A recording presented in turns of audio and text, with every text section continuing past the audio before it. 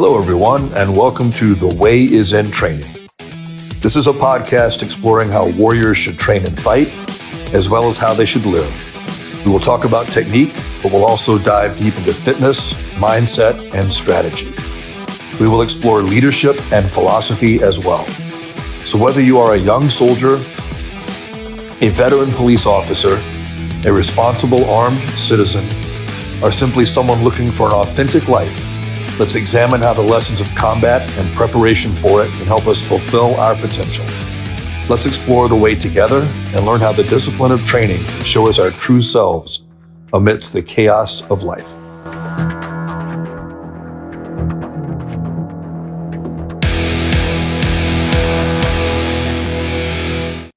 Hey, everybody, welcome back. This week, I've got Darryl Bolke on the podcast with me, a retired law enforcement, firearms instructor, and wheel gun whisperer extraordinaire. So I'm looking forward to the conversation. We always have a good one every time we talk. Just real quick, Darryl, why don't you give everybody like a quick rundown on your background? Okay, I started in the firearms industry in '86, working at a police equipment distributor when I decided I wanted to be a cop while I was in college. Actually started competitive shooting back then before I was a police officer. I like to tell people Roy Huntington took me in my first shooting match as a criminal justice student.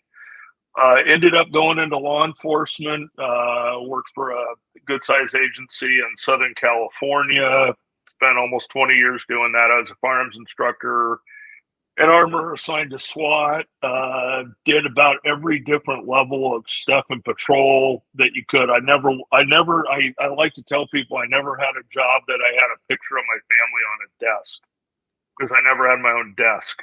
So I was in patrol division my entire career. Did a lot of private sector stuff as well. And then I got hurt pretty bad on the job, was medically retired, ended up doing a bunch of higher NDP bodyguard work, and then of course been a firearms instructor since 1989, and that's been continual ever since. Several years ago, kind of just dropped out of the whole training industry and started doing nothing but revolvers. My partner Brian Eastridge from American Fighting Revolver, we now run the two largest revolver training events in the country. And then I still do Thunderstick Summit with a shotgun. So I'm kind of sticking with the 12 gauge, revolver world. Also founded Hardwired Tactical with Wayne Dobbs when I was living down in Texas. We've since kind of turned that over to David Cagle and Tanner Smith out in Oklahoma, letting the kids run that because that was always supposed to be a very law enforcement centric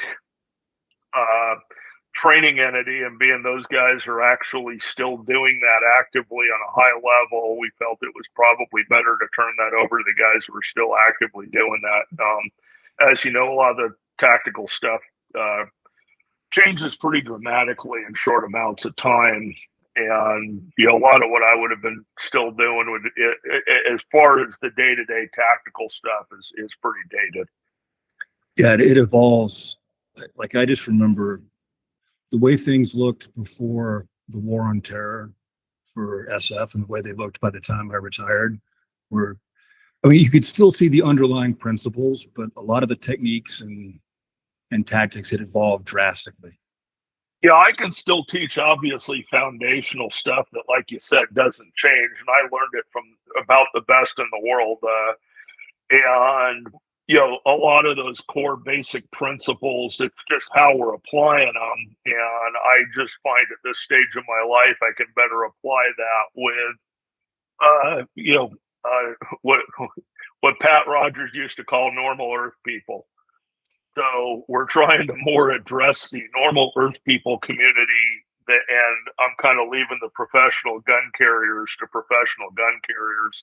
I did just start working again as a reserve deputy locally, but it's pretty rural. I went out the other night with a revolver and a 30-30 rifle, so that's the kind of place I'm a reserve at, which is a lot of fun for a city guy.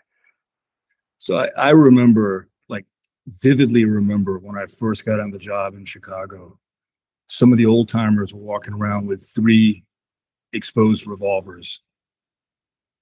They had 2 on the strong side and 1 cross draw. Yeah, I carried 3. Pat Rogers carried 3. I tell people, I go, when I started in law enforcement, you were probably similar era, but particularly in SoCal, I said even the crappy cops carried 2 guns, and that was a lot of leftover onion field stuff in SoCal.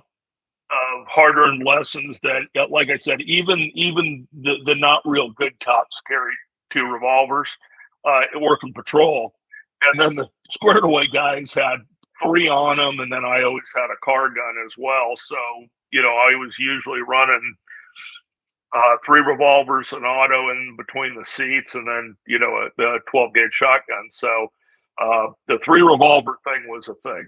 So. And I remember too, like, because it gets so cold in Chicago, like back then, a lot of the old timers would have a traffic stop gun in the pocket of their leather jacket. Yep. So all of that, and see, a lot of what we're now teaching with revolver stuff is a lot of that stuff being reapplied into both the citizen carry sector, as well as what's been really bizarre about kind of re-entry into this revolver training world on a pretty high level is we're actually getting the firearms instructor cadre from police agencies coming to our training events because they're like, we kind of realize that and it's kind of like I'm with this on the 12 gauge shotgun, that we were so quick to dump the shotguns for rifles and then dump the revolvers for all things auto that we lost some really good tools. I tell guys, you'll never, although I do carry them myself because it's just what I do these days, and that's where most of my focus is. But, the days of a service revolver in law enforcement are long gone and will never come back. However,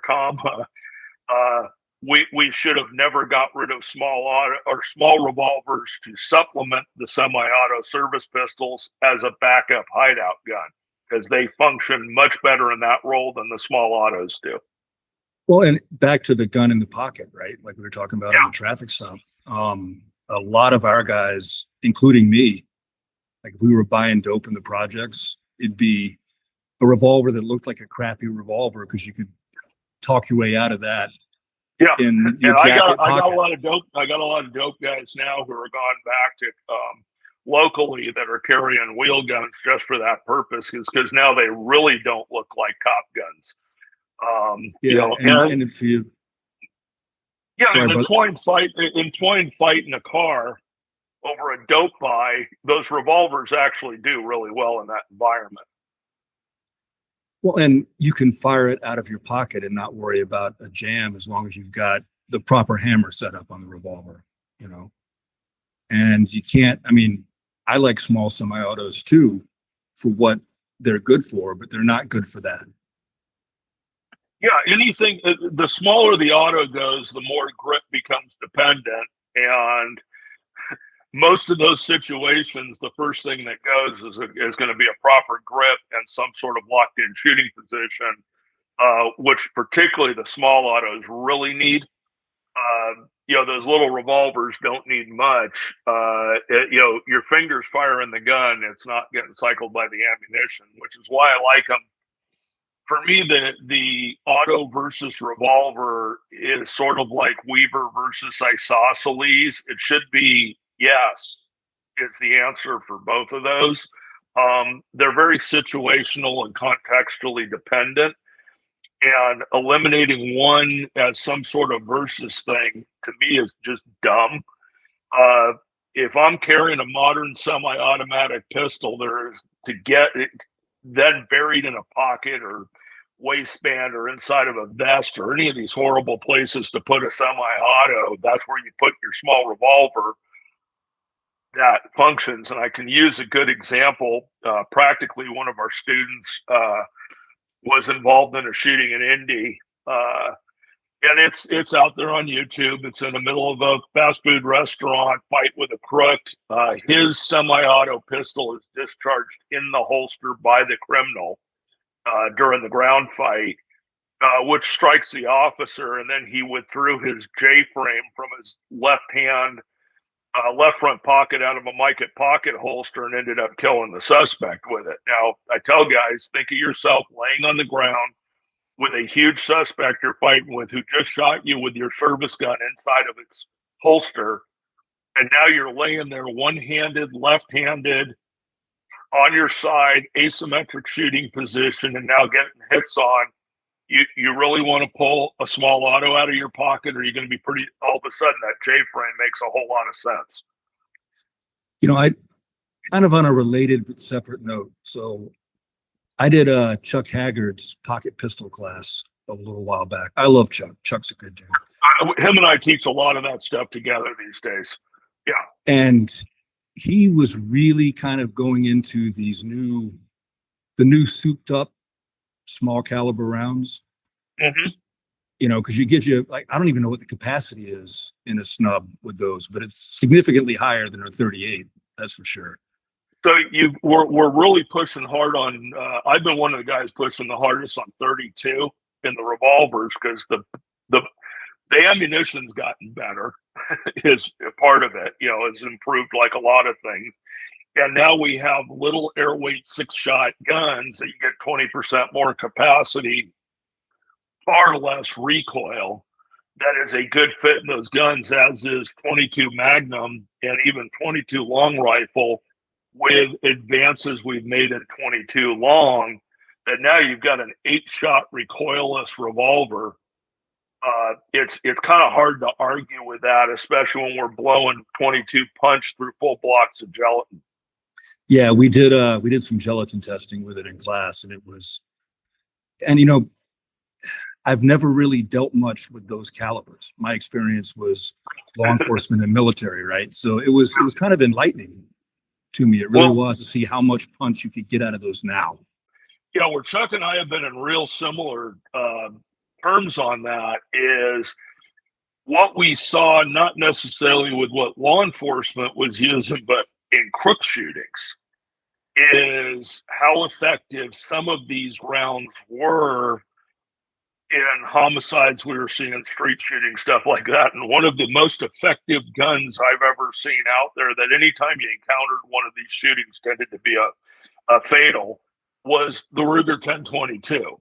And you sit there and look at the 1022 is a interesting thing in that the people who tend to own 1022s can shoot. They're super reliable, and the velocities you get out of a full-length rifle in 22, plus the type of ammunition being used, is pretty solid.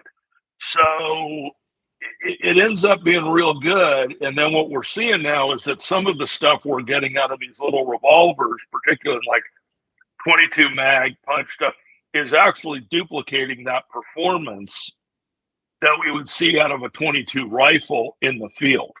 So like 22 Magnum, I'm a huge fan of that round these days. Myself, Paul Howe, Greg Ellifritz, there's a whole ton of people. It's like the Smith & Wesson 351Cs are sort of a secret squirrel club of guys who are carrying those all the time.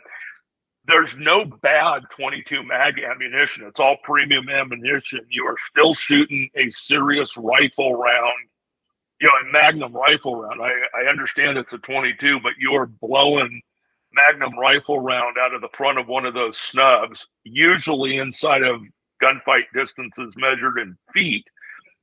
People don't like getting shot in the face, and the human body doesn't like dealing with a lot of blast and recoil coming at it.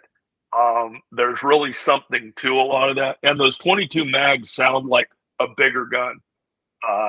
So there's a lot to these. There's a lot of nuance to it. Now, do I really want to take that as my primary fighting gun all the time? No, but if you could put it in the correct role, and particularly in extremely non-permissive environments, all those places you're not supposed to be armed at all, are a real good filler for these type of guns, because you're going to probably bury them in concealment.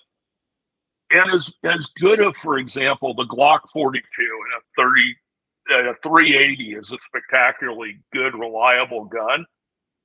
I'm not putting a striker fired gun with a square back in my pocket. It's just me. I know people do, and that's fine, but I've kind of gotten away from having to. I'm at a place in life that I don't want to be that switched on all the time. And I have always, and I've been carrying appendix since 1988 because of an injury. I've always treated an appendix gun like I got a rattlesnake in my pants. I mean, I'm very serious about that. With that, and then I have to kind of double that when I'm carrying a striker gun that way, which is why I've always preferred revolvers, hammer fired DASA guns, LEM guns, stuff like that, Beretta PX4s. Those are the type of things I like carrying appendix. I'm not saying I haven't carried Glocks and P365s a ton in appendix carry, but that was usually during a time when I was when I was a professional gun carrier, not a retired dude, if that makes sense. Yeah, it absolutely does. And like on that note, so there was a time when I had to carry striker fired both for the Army and for the police department, right? Before that, it was actually Berettas for me for both. Yeah. And I'm actually a pretty big fan of the Beretta 92s. I really am. I think it's a great gun. But my first love is, John Moses Browning, hallowed be his name. Of course. So, but people look at that sometimes funny carried appendix, but they're not realizing that it's not, the hammer cocked to the rear isn't anything that matters. That striker is cocked to the rear in the Glock. And I can let off the grip safety, engage the thumb safety, and then put my thumb over the hammer. And I've got literally 3 redundant safety mechanisms when I holster it up. Absolutely. Absolutely. Yeah. So, yeah, it ends up that, you end up with these situations that, again, it becomes very contextual, very nuanced. And sadly, the social media, internet world is great, and the amount of knowledge and access we now have easily. The problem with that is that you lose sort of an old way of learning that you and I were brought up on. We were mentored into these things. We were carefully nurtured in experience that, like our FTO programs probably were not much different. And they let us nearly get killed to build, I tell people experience comes from failures. It's how much consequence comes with that failure.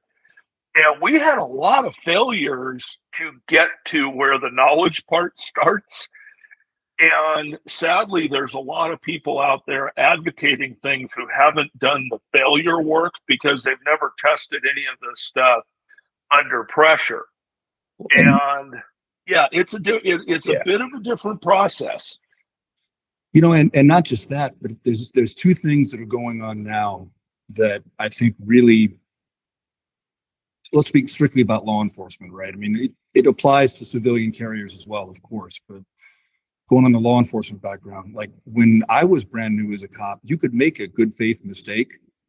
Yes. And you weren't going to go to jail. Yeah.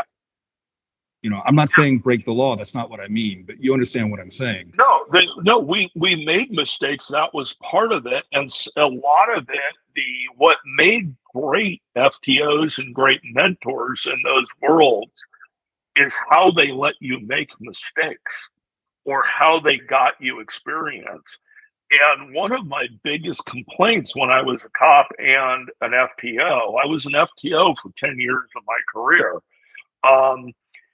is part of the problem was I watched the transition happening where we stopped training new officers and we qualified them. Yeah. I was one of the biggest fighters against the check the box process, but that's how, I was there when it started in my agency. And I imagine that is the universal now is here's your book. And you simply have to check all these boxes of the things the trainee did. That's not how I was trained. That's not how I like to train people as rookies. is a lot of that had to be nuanced, and it also had to be. I would tell my kids in the car, look, as soon as we're outside this car, you're going to have to do the dance of the, you know, of being kind of in that subservient position and ordered around and all of that. I said, the second you step inside this car with me, it's a classroom. And I want you to ask questions. You don't have to do all the sir stuff and all that's outside of the car. Inside the car, it's a classroom. But a lot of guys didn't treat that way, particularly on the check the box. And I always found that different kids, and then in the case of a lot of laterals, they weren't kids.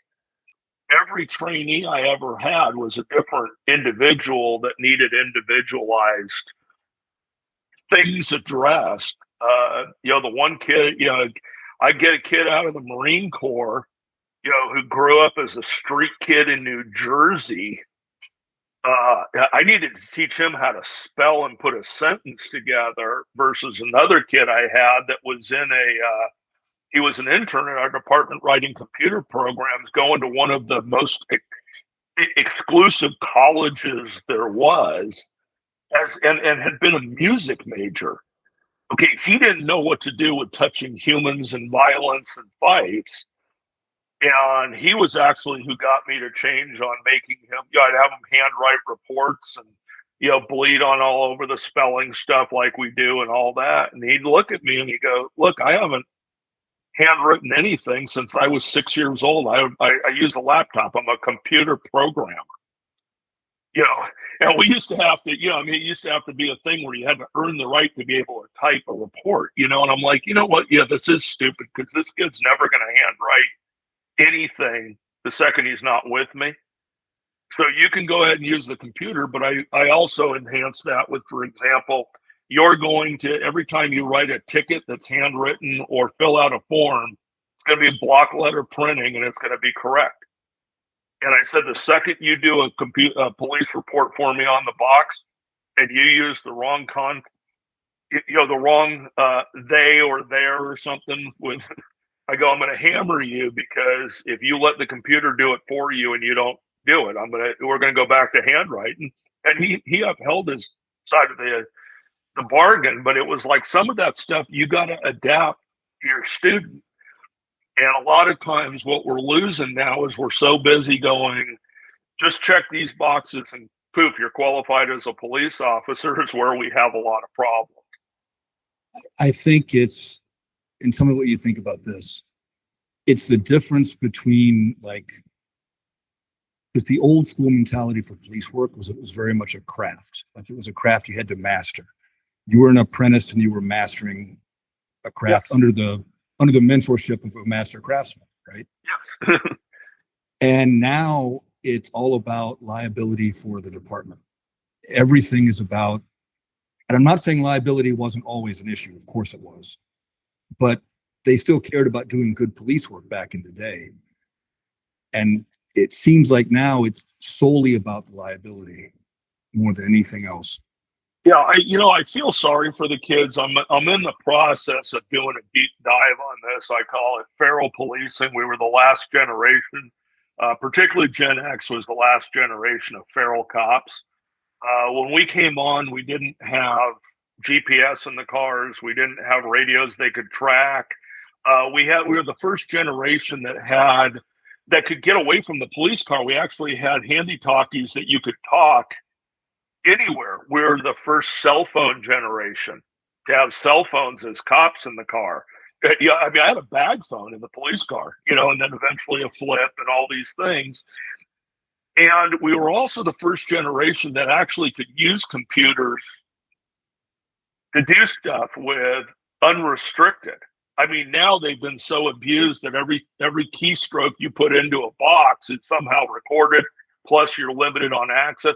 Man, back then when we first got computers, you could look up anything because guys weren't using them like to get some license plate off of some hot chick at the gym and stuff. Nobody was doing that. You were actually using the computers to find out who Flacco's girlfriend was so you could go pick him up because you knew he was hiding at his girlfriend's house, stuff like that. So Now, and I was there for the transition. Now, between the body cams, which there's no discretion anymore.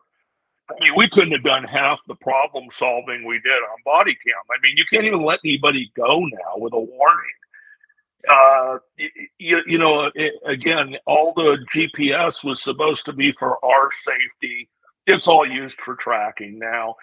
All of these things put such a burden that we have created risk averse police, and we wonder why they won't go run into a school where somebody's killing kids.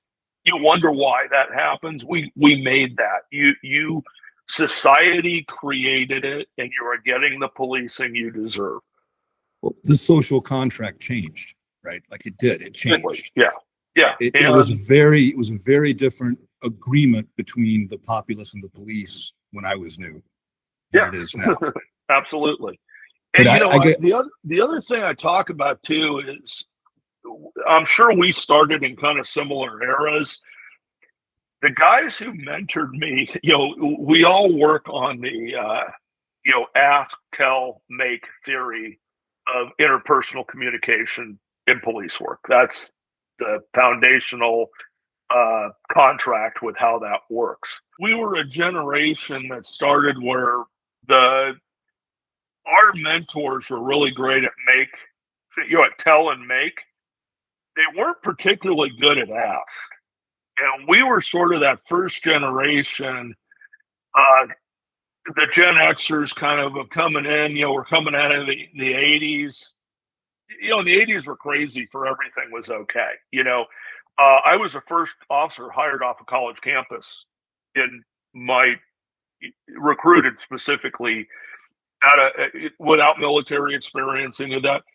We were pretty good at learning how to incorporate ask into that.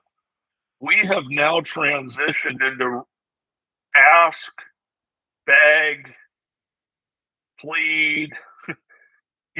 We've lost the ability of tell and make, or tell without any backup to make. And a lot of that was the best thing we could do for training people, is be able to put all three things of that in balance. And like I said, the generation kind of before us were really great at tell and make. And we had a generation that got good with ask as well. I mean, verbal judo.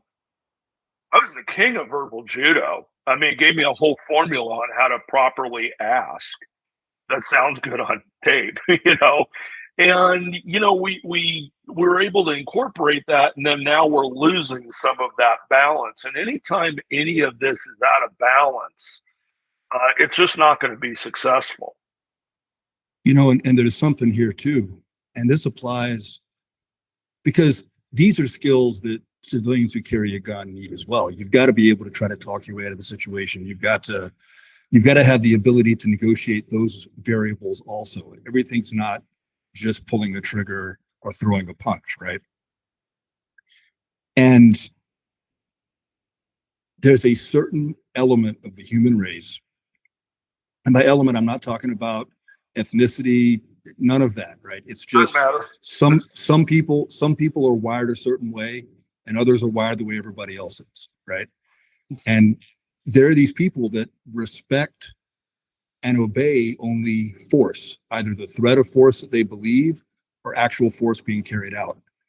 And like, I was talking with a good friend of mine who started police work late in Florida. He started it in his 40s. And he's talking about all the kids that have come on the job with him, that they can't, not only can they not fight, they can't talk to people either, because they've never interacted face to face. It's all been over the internet, right? Yeah. And that skill matters. The ability to talk to people matters. And also the ability, I think, to know when talking isn't going to work. There's a time and a place for violence application, and it is something that needs to kind of get learned with experience. Part of, for somebody like me who grew up in a sort of leave it to beaver life, and then coming out of college and then getting dumped into basically the movie Colors, you know, was quite a learning experience for me. And, you have to be able to learn to deal with people who are not like you, but you also have to learn on how to apply certain levels of force. I mean, it's easy to talk about, it's not easy to apply. And the one thing, I notice a lot of what comes out of the, you know, and I'm going to word, citizen or civilian training world is all, oh, well, you cops, it's, well, one of the things cops, and I don't care if they're even bad ones or good at, is they had a lot of experience dealing with this stuff on a daily basis. And, and it's when, people look at me and I get all the eye rolls and all the, DB is an idiot and all this stuff. When I talk about, for example, triggers, as we're putting triggers in guns that I don't think are good guns for people management. Oh, well, training and this and that. I go, look, I sucked at this when I was new getting dumped into violence. I'm good at it now because of a lot of exposure. Yet there's triggers I won't carry in a street gun. I mean, I love shooting. I mean, a good example, my SIG P210 carry. Oh my God. I mean, it's like everything you could ever ask for. And I just don't feel comfortable with it managing people on the street, if that's what the goal is managing a chaotic force incident. And I'm like, I'm pretty good at that. And for most of these people who are advocating these, no weight, no slack trigger systems, it's going to be their first rodeo. And I don't know about you, but my first rodeos at almost all of this were sort of frightening, unmitigated disasters that we were lucky to live through.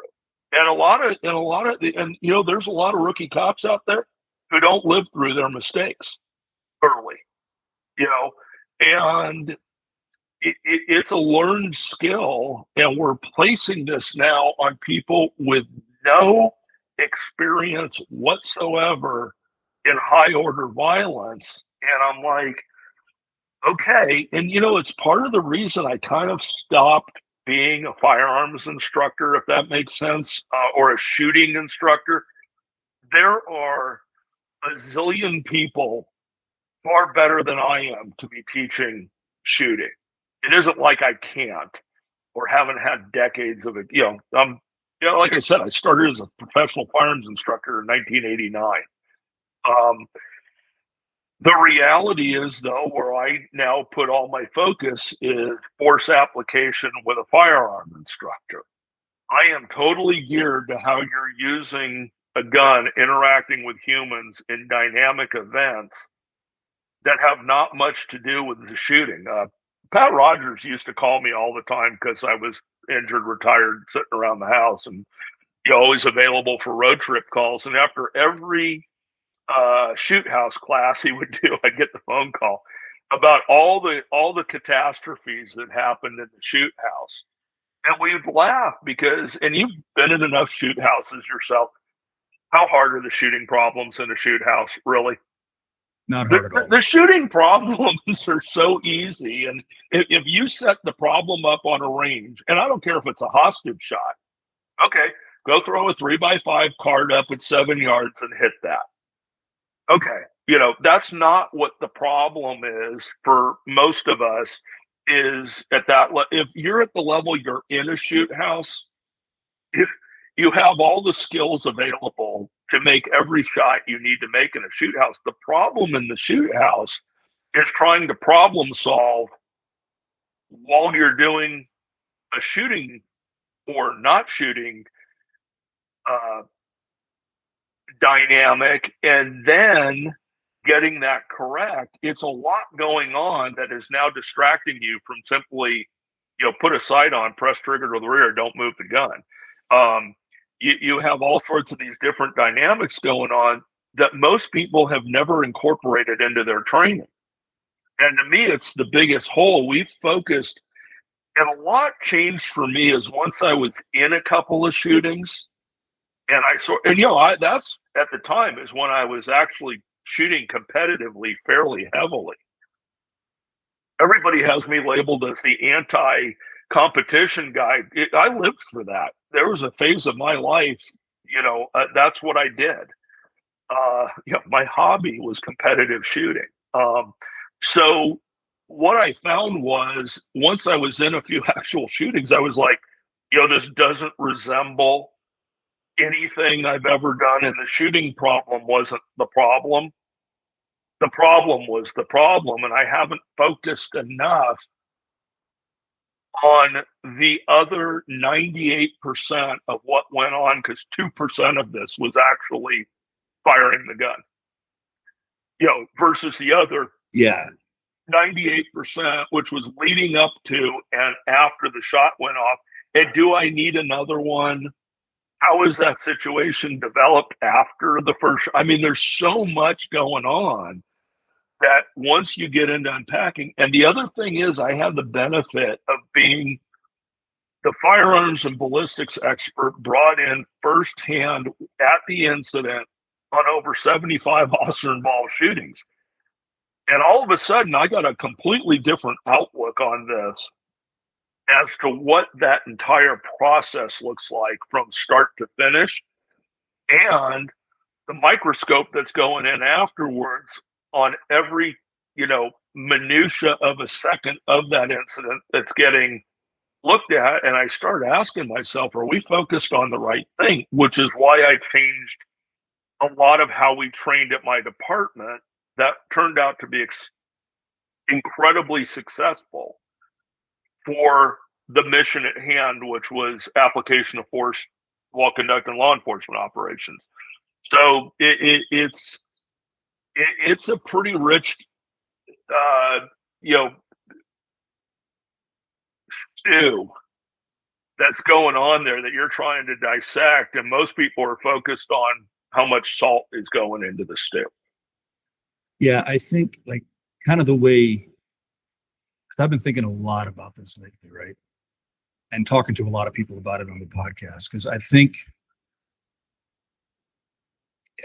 and this happens a lot, this is just human nature. This happens in everything, right? We move the needle on something closer in the direction it needs to go, and then we overswing and start forgetting about other things. Yep. More skill at shooting is never in and of itself a bad thing. That's never a problem, right? But what we've done, and to be honest, I feel like that I've got some small part of the responsibility for this, because kind of my thing when I first started teaching, when I retired, was how to train like a competition guy for law enforcement or for military, right? Like how to bring those lessons over. Right. So I kind of feel a little bit responsible for it in a way. And other people were much more influential than me. I'm not saying that I was like, the guy with the tablets on Mount Ararat. That's not what I mean. Right. But what we've done is we've started to elevate that piece of the pie to such a high level that we're neglecting the rest of it, right? And that piece, like if you look at shooting as a martial art, which is kind of how I look at it, that piece isn't even the whole martial art. That piece is hitting the pads or punching and kicking on the heavy bag. Like it's technical work, and it matters. It matters a lot, but it's not even sparring, right? It's not even a resistant opponent. That skill, you need that skill to a certain point. And like I said, more is never a bad thing, right? And I like going down the rabbit hole and trying to get more skill just because that's kind of who I am and I enjoy it. But honestly, beyond about B class and USPSA, if you're not chasing the dragon of more skill just for its own sake, you're probably good to go. Right. There's probably other things you can focus on more, Well, for me personally, you know what I'm focused on more now? Personal health, spiritual health, the health of my marriage, the health of my family. I shoot well enough. I don't need to go to the range every day. And this is coming from a guy who every single night for a decade after work went and shot 200 to 250 rounds every single night as a cop. because Yeah. I had access to the ammunition. The range was next door to the locker room, so why not? Do I need to do that now? No. I shoot good. I can bring the skills back. And now I do mostly revolver stuff because I sit here with a revolver in front of me all the time on my ottoman watching TV, doing dry practice and manipulations on those systems because it's what I teach most of the time now. But the reality for most people, most of my circle of friends, and I'm sure you'll probably end this, the best training I ever did at the highest pinnacles were in the worst personal relationships I was in a marriage or life in general is when I was at the pinnacle of my firearms training. And I think you can argue that the cause and effect runs both ways there. 100%. Absolutely. Now I travel. I don't like going anywhere without my wife. It's nice that we're both sort of in the same field. I couldn't wait to go off to a training class and be away from a spouse or live-in monster that or my live-in bad decision. I couldn't wait to get away from that and get to the training. So, now I got different things that are more important, but I had to put the work in to make the foundation to get there. And I empathize with a lot of people who are trying to get all of these overtrained hard skills at one thing they're good at because it somehow gives them a whatever establishment of something that they're not getting somewhere else. I think it's a couplefold. I think we put so much emphasis, and I make fun of it all the time, and I don't care. I'm not going to stop over a little coin or a patch or I did this drill at this time, or your drill time isn't as fast as my drill time. To me, it's all BS. It shows a certain accomplishment at a specific skill. Great, but how much did you not do of something else to overtrain that versus an entire package? And it used to be my frustration that I learned to understand with law enforcement and changed how I trained. When I was a high level competitive shooter, and I don't mean high level like Enos and Latham in that era level of training, it was the cop who could go out and win local matches, the cop who could go out and do real well in the police combat matches, that type of thing. Although I could never beat like Lou Gosnell or some of those guys were phenomenal in my era, but we were always chasing fourth place.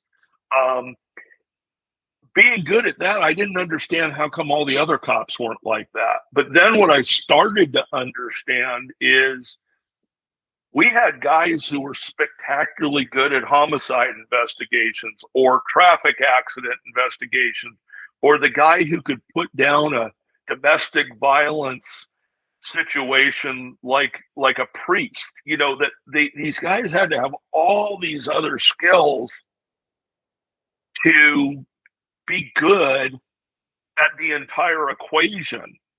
And then I worked with some guys who were some of the best threat assessment and threat management and even just picking up threats who weren't good shooters.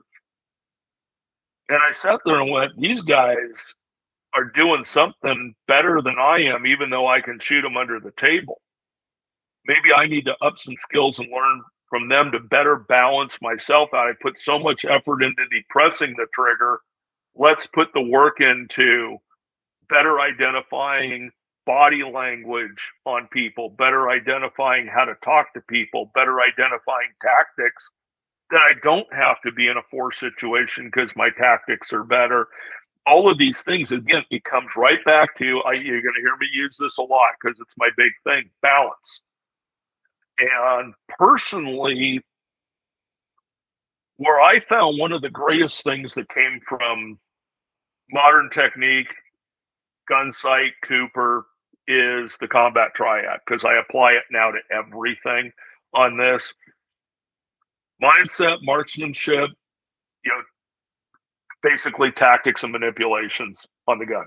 And all three of those need to be in perfect balance.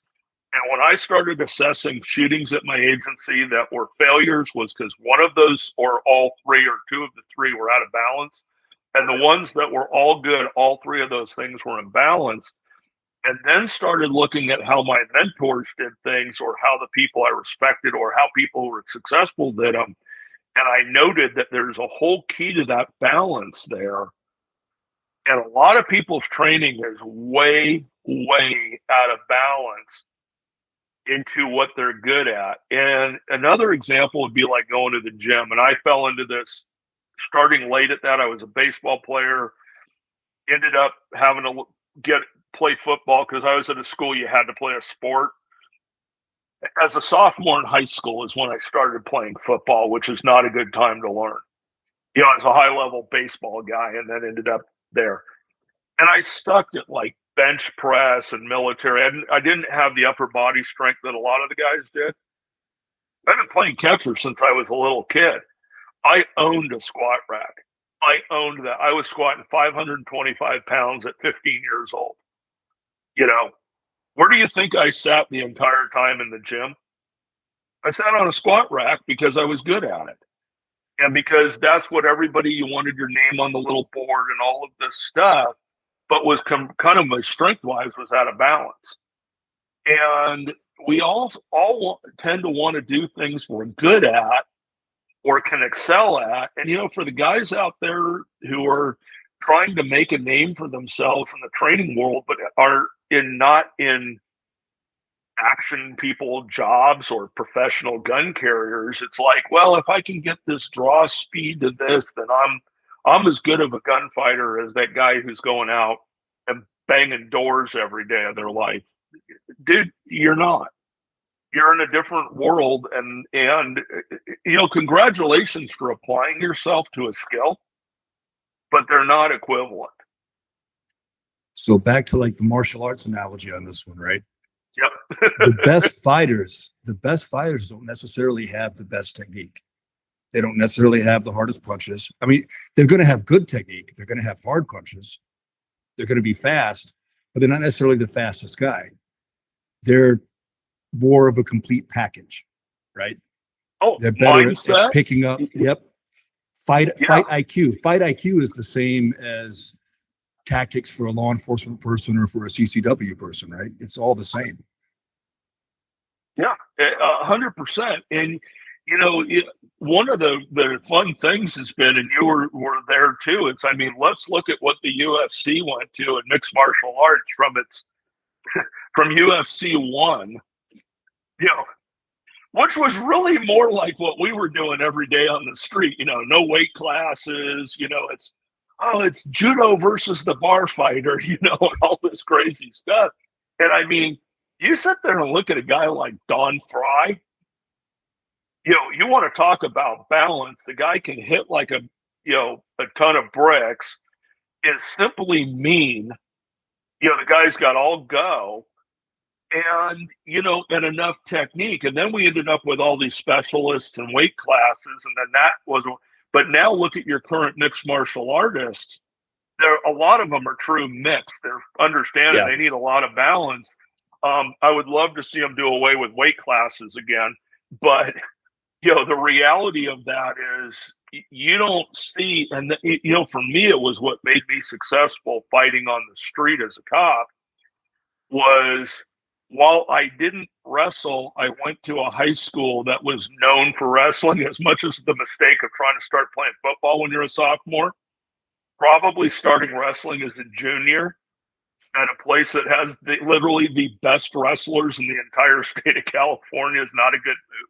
But I hung out with all the wrestlers. So, you know, I really got picked up early on the grappling thing as just, you know, when you're messing around with your buddies, we weren't boxing. You know, we were going on the ground, rolling around, and then, you know, taking jujitsu pretty early. What I found as a young cop was the guys I was fighting on the street were all boxers.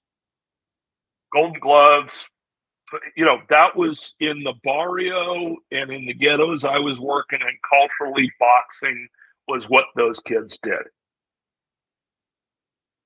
All you had to do was close on that, you know, clinch them and take them to the ground. They didn't know what to do.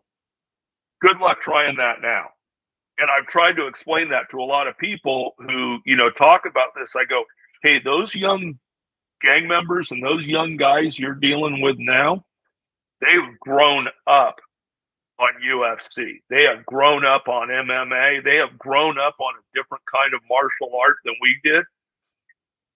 Also, bringing up the martial arts thing, we don't treat firearms training like the other martial arts on how we respect where the system came from, that you have a certain progression, that you earn certain levels of that. Man, you go to a 3-day class and you get an instructor certificate. Can you imagine that you walked into a dojo for a 3-day Brazilian Jiu-Jitsu instructor school, and in 3 days they hand you a certificate and a black belt in Jiu-Jitsu? Could you see that ever? That's not how it works. No. That's how it works in our world. You go to a class in 3 days, they get a certificate, you put your placard out, you're now an instructor. And then the captain thinks you're a subject matter expert. Right. Yeah. Oh God, don't get me started, like with the cop stuff. Like shotgun is really kind of one of my things. It was my favorite street tool. Used it a lot when nobody else did. And I use this as an example. I go, okay, police firearms instructor school, the state certified school. I go, how much time was spent on shotgun? On that? How much time did of your 40-hour or 80-hour or whatever it is? 4 hours? Maybe 8 if you went to a good one. I think we had 8 in the one I so, did. The The 5-day one I did. I think. Yeah, I could be being too kind. Well, and I might be remembering it as better than it was. Those are 8 cop hour training hours, which meant long lunch, a lot of breaks for war 15-minute breaks every hour. Yeah, I mean, all that. So the reality is, for most of these guys running around out there, they've had 4 or 5 hours of shotgun training as the agency's subject matter instructor on shotgun. It's like, why are we so bad at that? Well, that's why. And then most of those guys aren't like us, where I spent 6 figures of going out and training on my own as a firearms instructor for my agency. What do you think most of the agency firearms instructors, they go to state firearms instructor school and that's it for the next 20 years. They're on the range blowing a whistle with their 20-year-old antiquated whatever, plus, and then, well, they're an expert on the shotgun because they had, 4 or 5 hours of training in it 20 years ago. And we wonder why we're so bad at some of these things. That's why. Yeah, that always just amazed me. So they had this thing in Chicago where if your boss signed off on it, they wouldn't pay for training, but they'd give you the time from work. So it wouldn't cost you your personal time. And man, I probably used that more than just about any other cop in that city. And I paid for the classes myself because they weren't going to pay for it. It took a long time to get there. Perfect example. When I took over training our SWAT team in 1989, I had just kind of gotten off probation, and they assigned me to be, like the assistant SWAT firearms guy, because I shot better than everybody else. I came out of the equipment industry. I sold my agency SWAT team their SIGs, when I was working in the police equipment business. So, that was just what I did. So they assigned me to SWAT as their firearms instructor. I knew I was well out of my element. I probably shouldn't be doing this at this stage in the game, but I luckily I was friends with a guy named Ron McCarthy. Of the equipment business, and you Godfather of SWAT, Ron McCarthy. I was able to call Ron and go, hey, Ron, they assigned me to be in charge of training SWAT. And I probably goes, let me make a phone call. So he hooks me up with Al Preciato at LAPD. I go out there and basically get a week with Larry Mudgett, and then, with Larry Mudgett, John Helm, Scott Reitz, all of those guys, that's who trained me to do this. When I went to the SWAT lieutenant and said, "Hey, I'm friends with Ron McCarthy, from the equipment side and just knowing Ron for several years professionally, he got me into LAPD SWAT to do all the stuff." And at the time, our guys were huge with NTOA, anything LAPD SWAT. We were modeled after them. I need the week off so I can go out there and do the training. Give them a week off. I took a week of vacation to go out. I did the whole thing on my dime. I lived at my grandmother's house, took a week of off of work out of my own dime so that I could better train the team. That was like that for probably over 10 years, that I was never really given the time to do it. I did all that stuff myself if they weren't like a post-certified approved school in California. But that wasn't where the great training was. The great training was in the private sector. You had to go out and seek guys out, especially a lot of those. Galhouse and I, we were able to cut our teeth with some of the best guys out there on who punched our tickets on stuff, but we had to pay for it, So it was tough. And, I wouldn't have gotten to train with like Pat Rogers, Bill Jeans, any of these other people if I wasn't paying for that out of pocket, because that wasn't available to you, in a whatever certified school. No, definitely not. Well, low light, I learned low light from a guy named Mike Harris.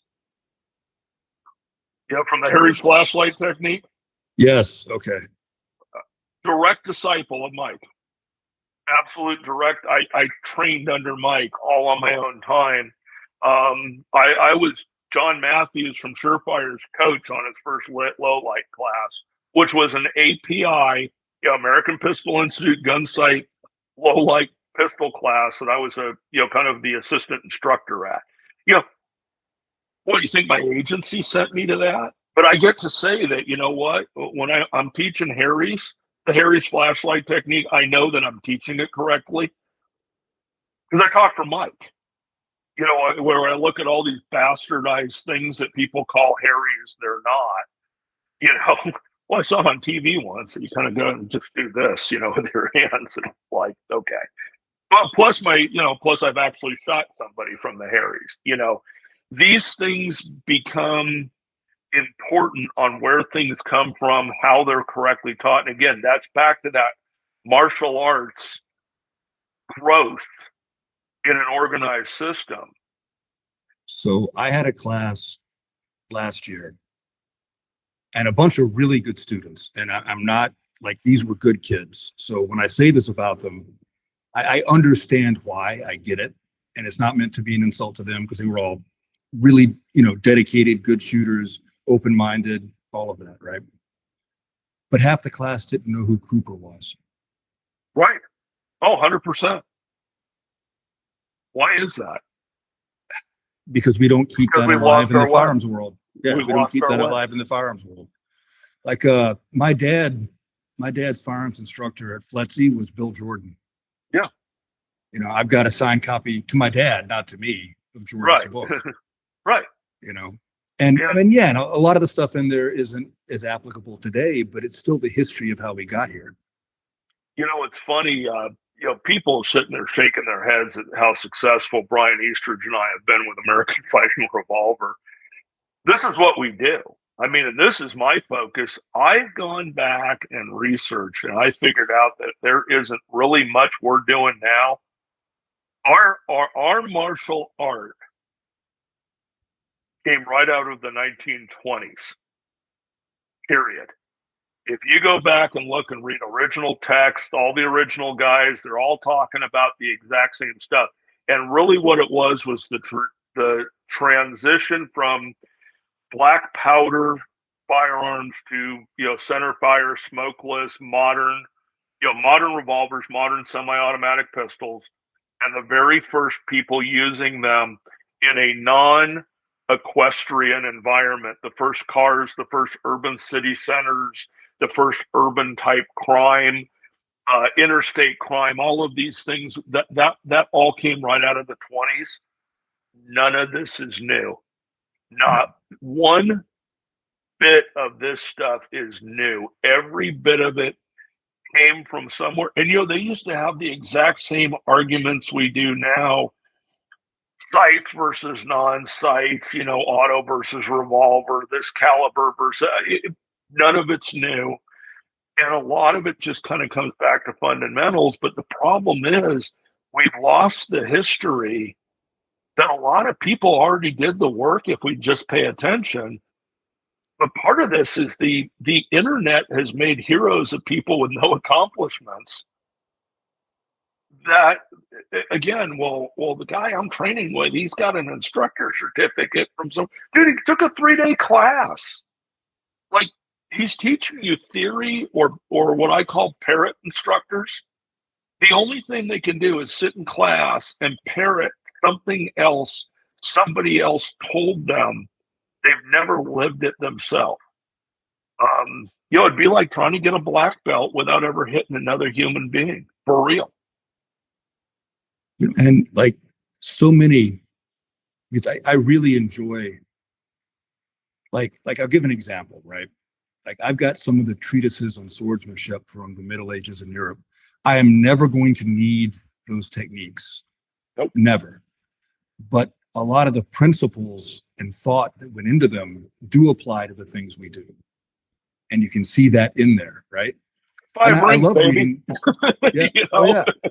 And I love reading about all the stuff. And like I wonder how many of the young guys now know who Jelly Bryce was. Nope. And even more important, Jelly Bryce influenced police training for at least 50 years, if not more, on a skill that only Jelly could do.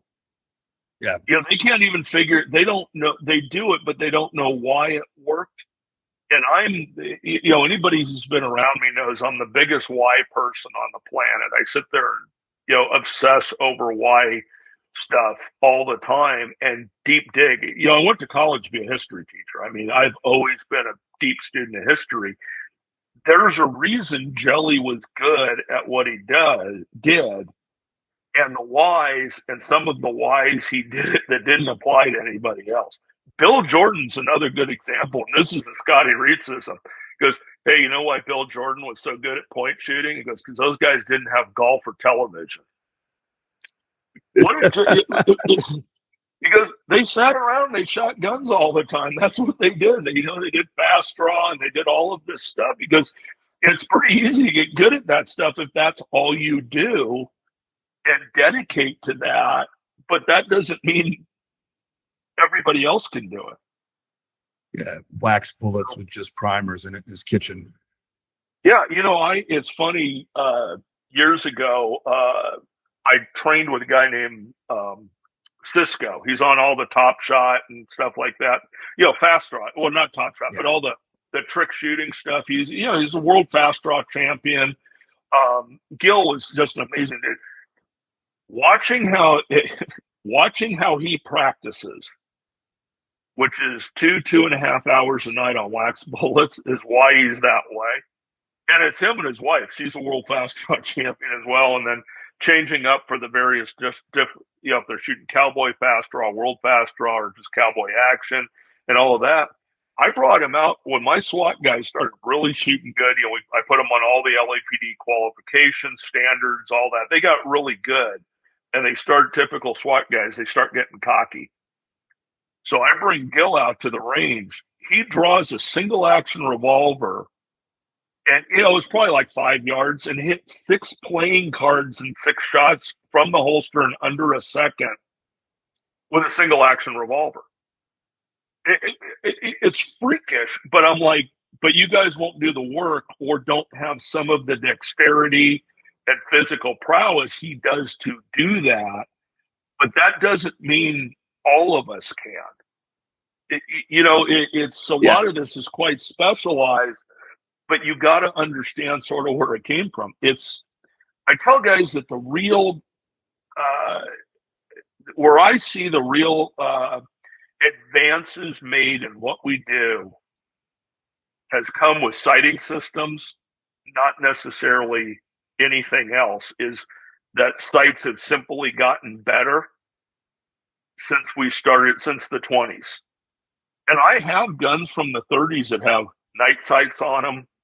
Guys have always tried to get better sighting systems.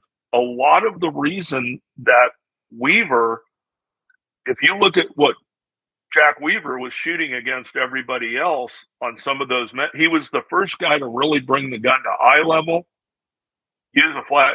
Weaver is simply isometric tension on the gun in a flash sight picture. That's all Weaver is. It's not a stance.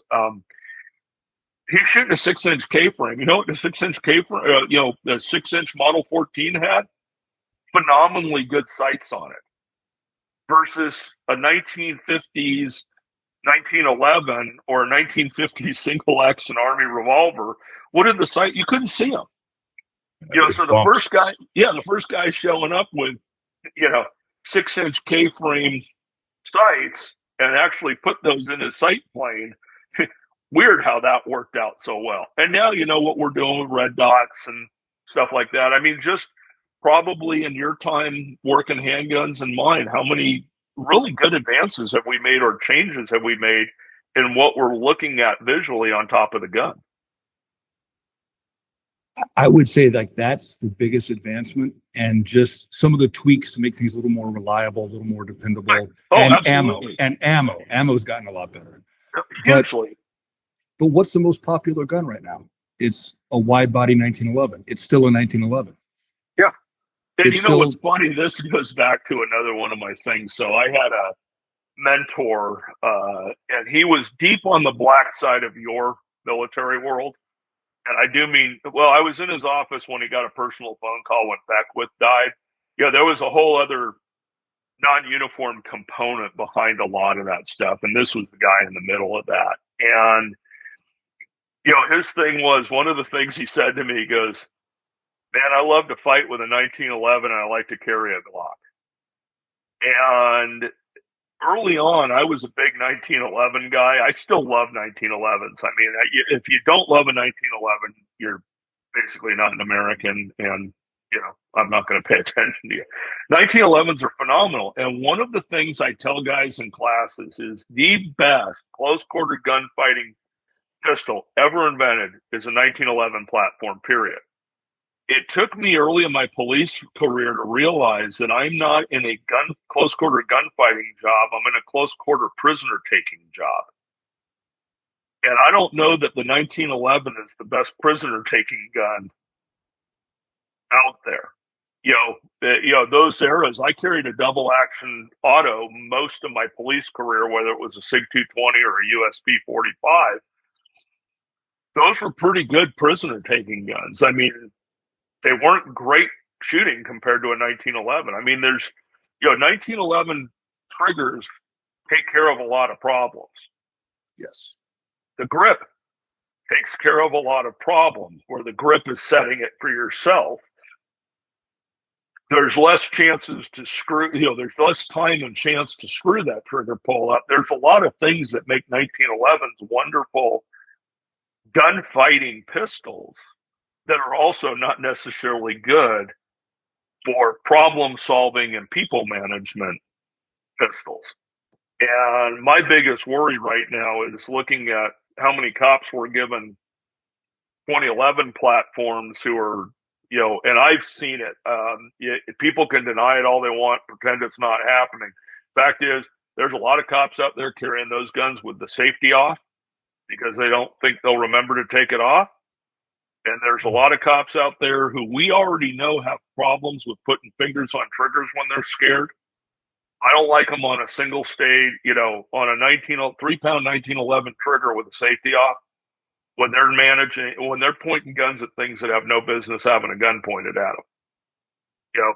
And we're trying to solve a lot of shooting problems or training problems with equipment. Now, with that said, there is a certain segment of cop out there who 2011s are amazing things to have for them. But they put all the other work in. Yep. But that's not all of them. I always liked, and I know that they work in a very hostile environment, right? But some of the things LAPD does are Yep. pretty squared away. Yep. And I always liked how they had their second level of qual. And in order to be able to carry a 1911, you had to pass the advanced qual. I forget what they call it, but you know what I'm talking about, right? Well, I was out there so that's who I cut my teeth. Their qual course is no joke. And we actually incorporated that for our team and then for our patrol guys. I mean, it was very difficult. It took a lot of work for us, me and my guys, to learn to pass their qual course with a double action. We had to learn how to shoot DASA guns because we were trying to pass a 1911 course with them.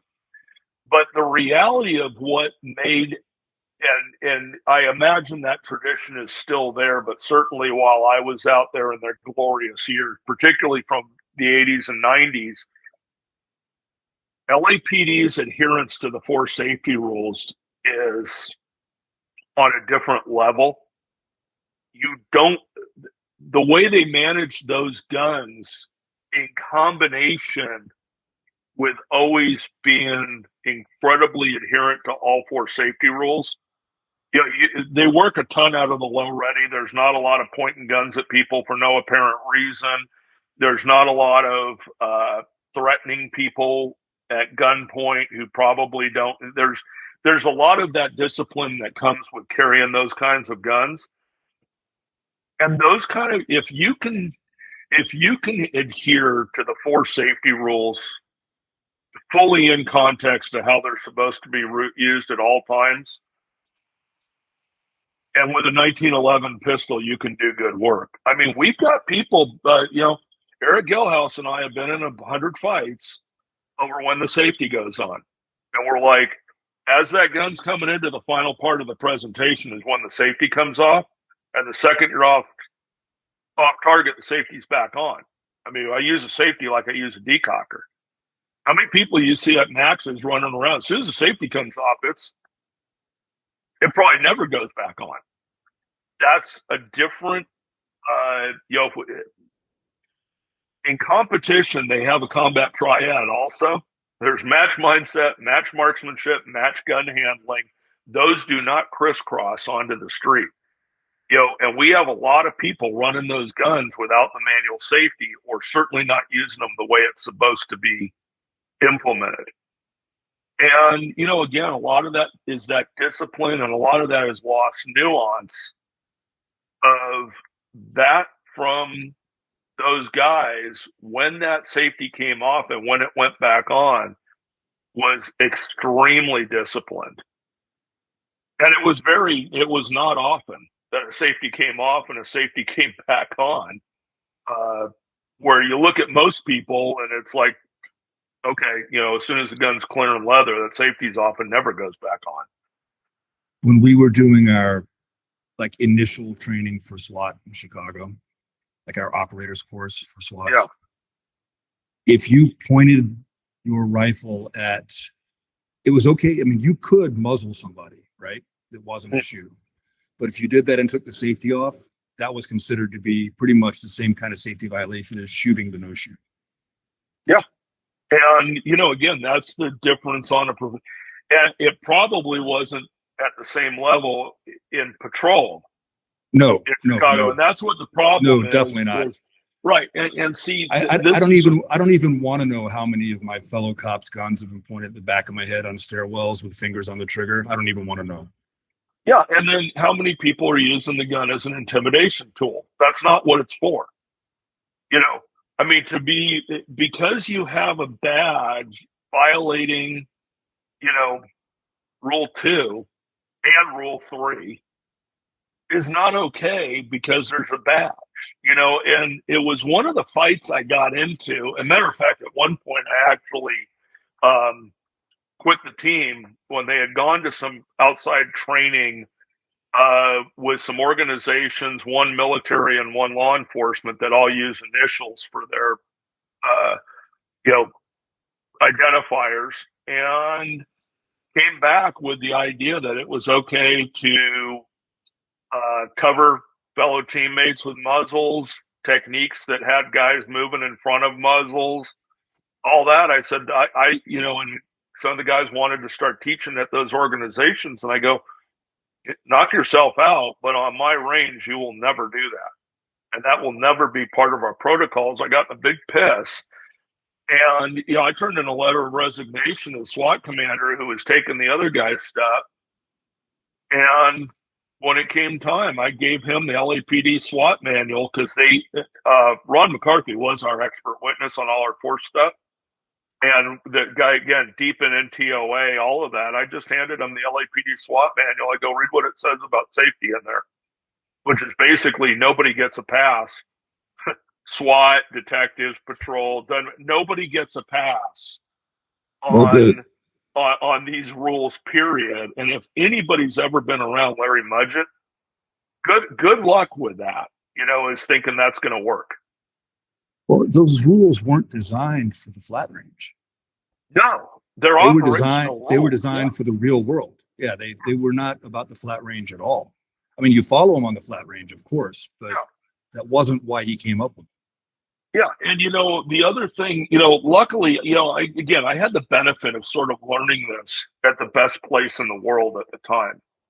And I'll never forget kind of sitting there in 1989, standing on top of the catwalk at LAPD SWAT with Larry Mudgett and watching 4 or 5 man elements coming up doing cold hits all day on that shoot house. So they'd come up, stack up on the door, hit the problem, clear it, come out. The instructor cadre would reset they were cold hits with cold problems every single time.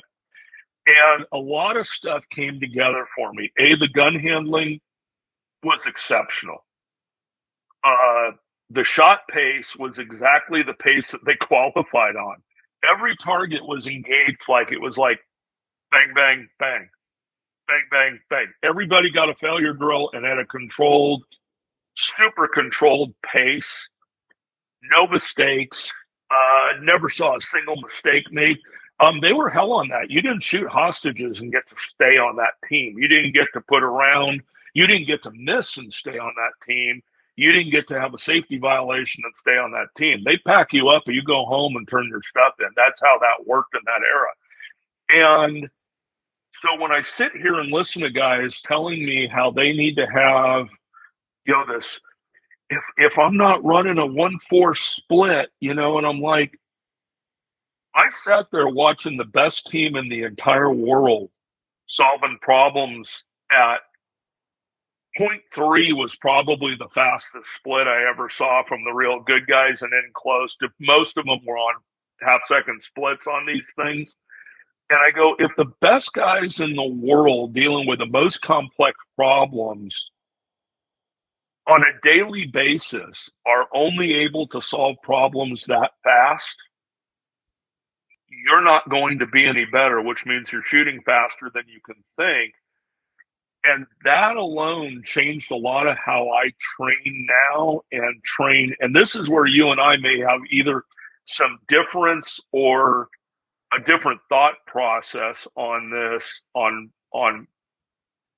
what the direction we're going. Because I don't shoot competitively anymore and I don't put a lot of emphasis in it, I put most of my reps on what I want to be subconsciously permanent is how I train.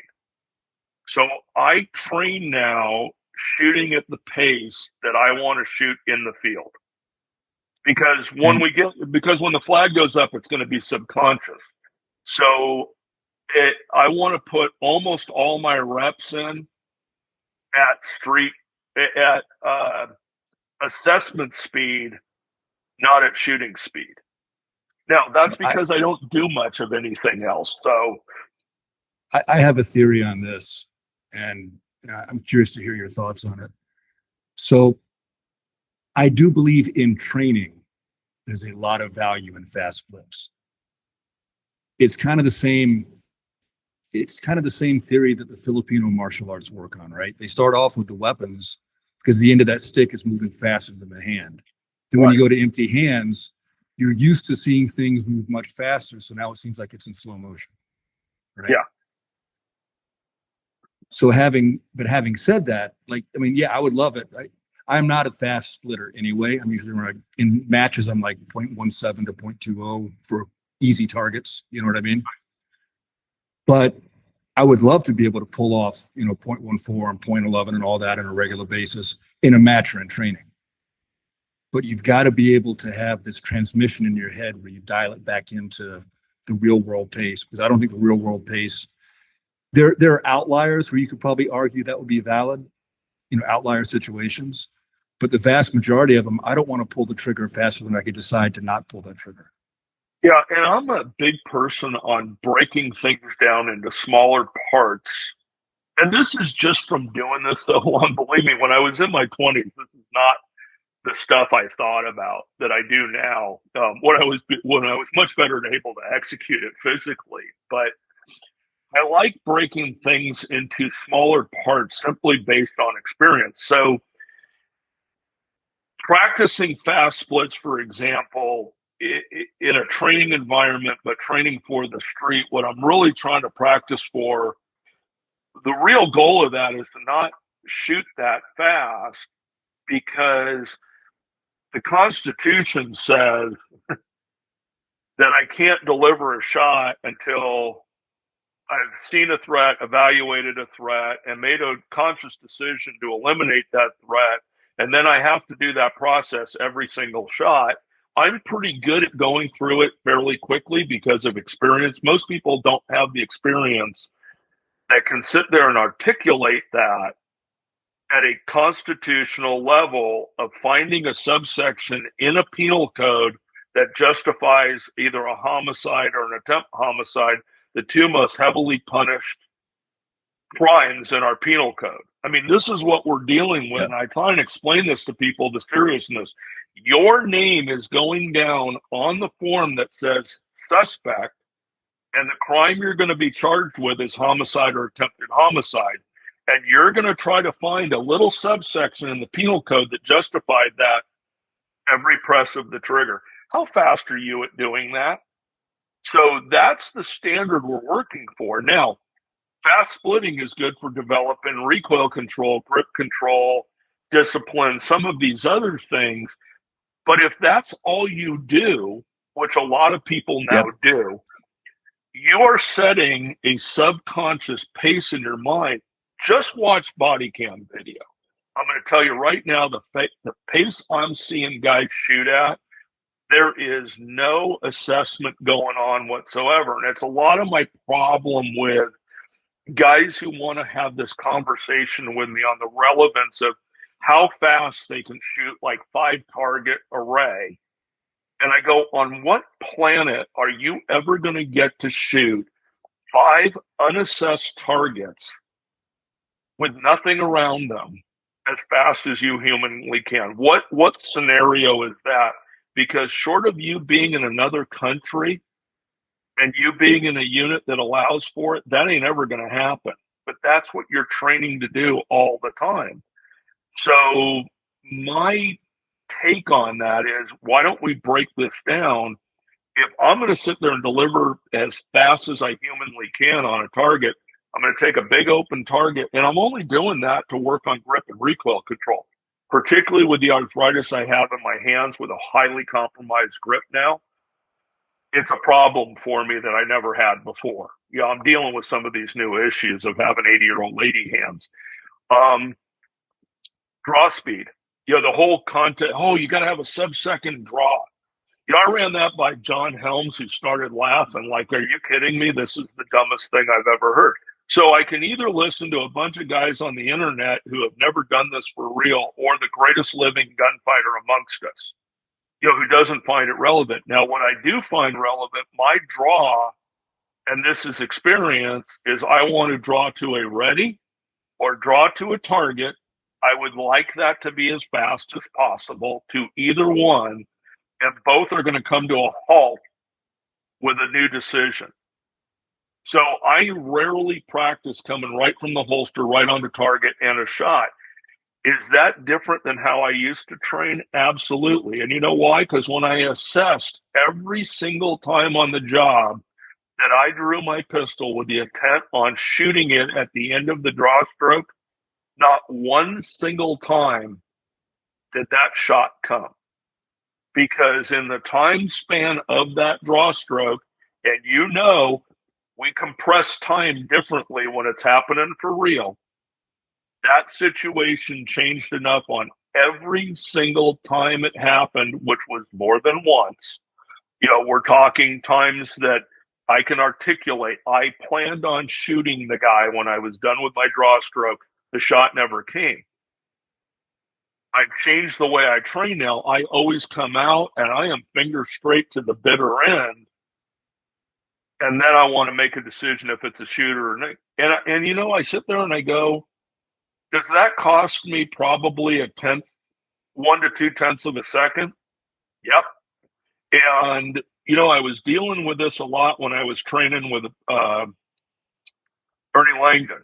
And so Ernest, was kind of that coming on, and particularly shooting Berettas a lot at the time, or DA guns, of really trying to get that down. You're coming out, you're kind of pressing that trigger, getting that thing moving, at least on the delivery, the whole thing. I'm rethinking all this. And then I get on the phone and have a conversation with John Helms. And I go, hey, John, for people who don't know who that is, LAPD SWAT, LAPD SIS, very, very accomplished gunfighter and martial artist of the highest order. And if people don't know what SIS is, they were the real gunfighters of LAPD. The true, yeah, they are on a different level of gun. All they do is follow around the worst criminals on the planet every day as their day job. So I ran that by John. I said, I do this thing that I know is kind of wrong by what everybody teaches, that, I go finger straight all the way to the end and then of my draw stroke, and then I put my finger on the trigger and make a decision to shoot. And he goes, yeah, that's what I do too. That's how you don't shoot the wrong people. Okay. So I'm sitting here talking to the guy with the most experience. And, a lot of people put a lot of stuff into with John because of how many people he has successfully shot under the Ninth Circuit Court of Appeals, and with an attorney who made a complete living off of suing John.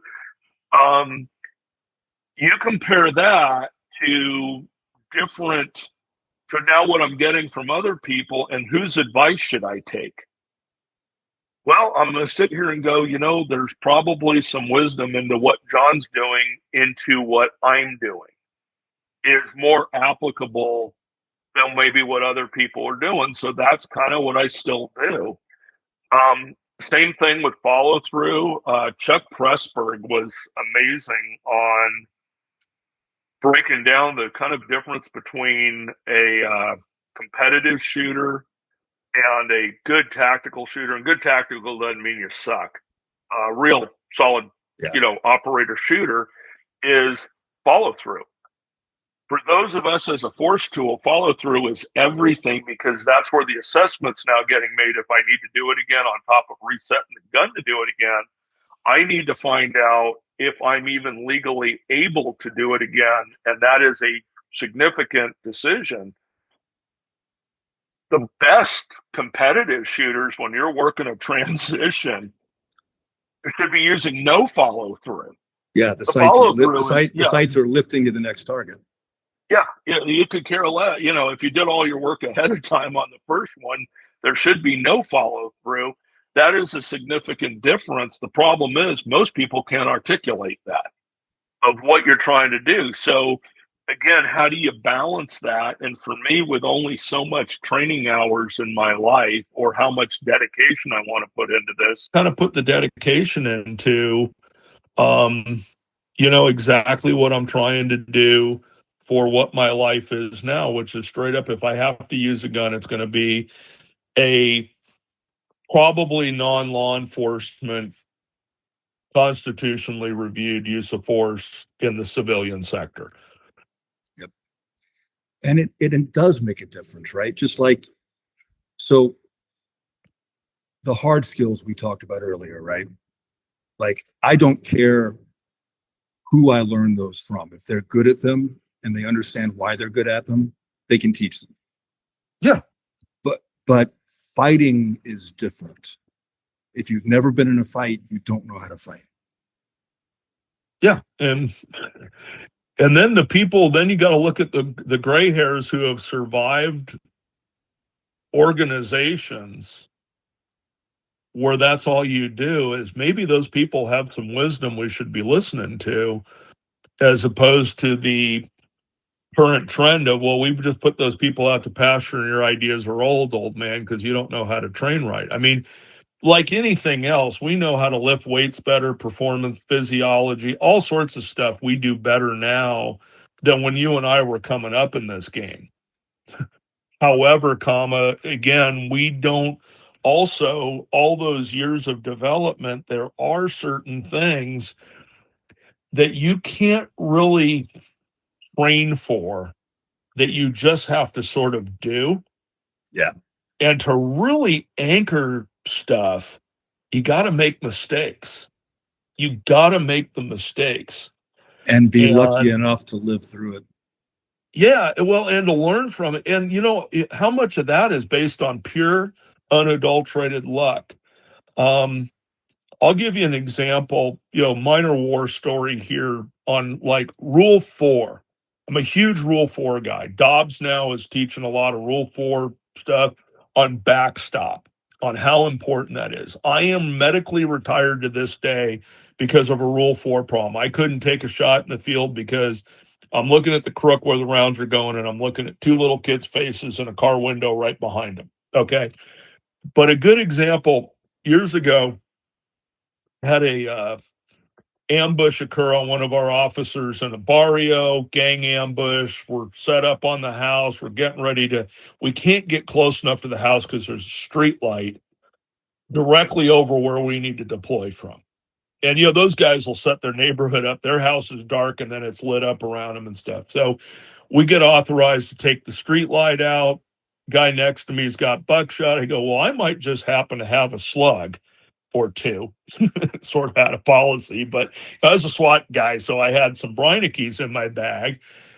Watch commander can override policy, says absolutely, load a bunch of Breineckes into my 870, 25, 30 yards away, boom, hit the street light. They've got the protective coating.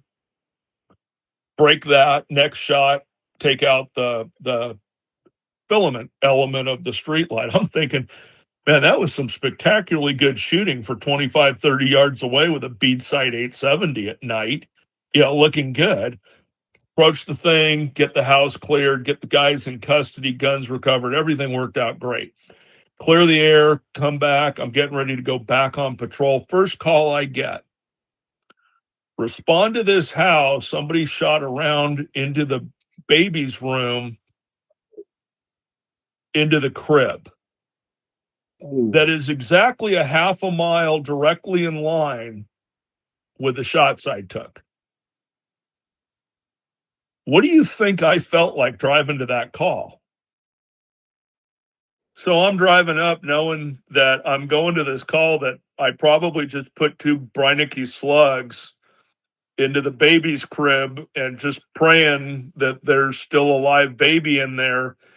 And, I get there and thank God somebody had thrown a rock through the window of the baby's room that landed in the crib. It wasn't my 12 gauge slugs.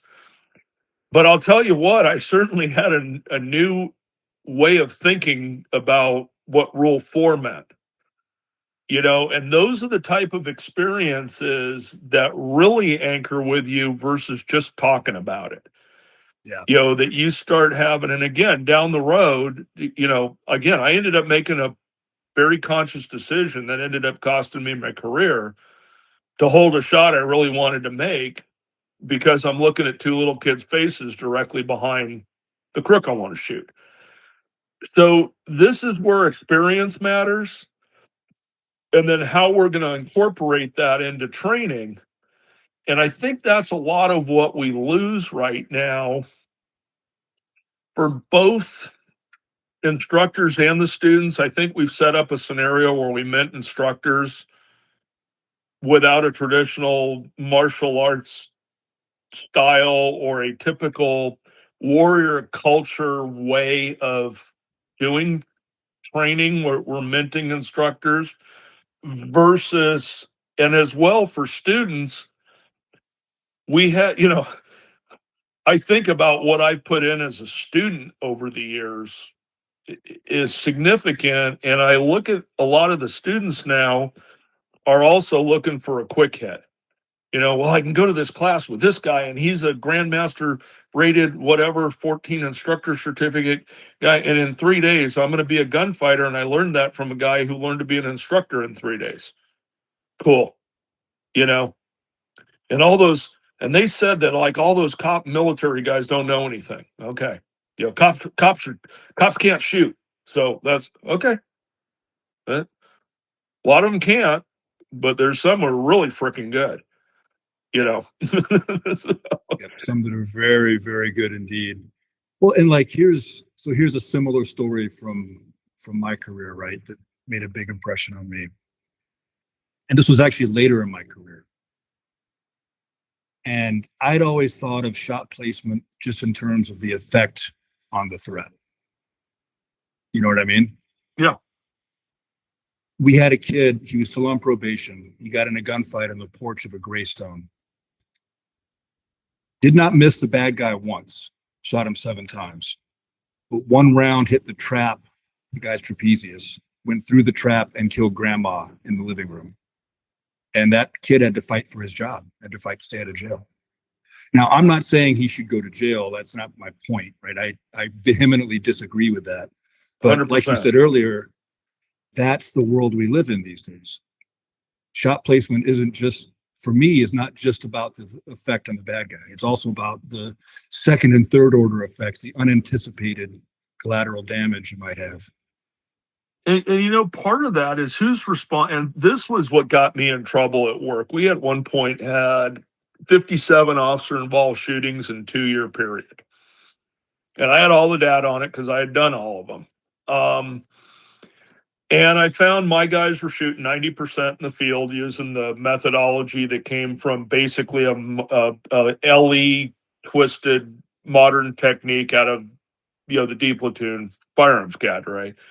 And the rest of the department was shooting at about 17%, like everybody does, and using a completely different training methodology that they had gotten from one of the big training guys out there that was different from what I was doing. And I wrote a white paper that basically got me uninvited to Christmas parties and career suicided. But, I placed all the responsibility on our failures on the training staff and the department heads that authorized that as not being as serious as we needed to be. And you look at that kid, the problem with that trapezius shot is that was 100%. I mean, he got a whoopee. Yeah, cheers for doing that on the flat range on a one-dimensional paper target. Yeah. The reality is I tell people, I go, the only thing that counts, size of a big orange, small grapefruit in the chest, same thing in the head. Everything else is basically a miss. You're going to have to do it again. Is that what we're rewarding in police training classes with no cop left behind qualifications? I required a 90% score from SWAT, 70% score from patrol on that old LAPD course, and 100% hits. If you put anything off the silhouette, you immediately DQ'd. And then I got to put in that you could actually get fired for not being able to qualify. All of a sudden, everybody took things a little more seriously, took some more work. But what we ended up having happen is far less shootings, far better shootings, stop getting sued, all of the stuff that came with it, because we forced the accuracy.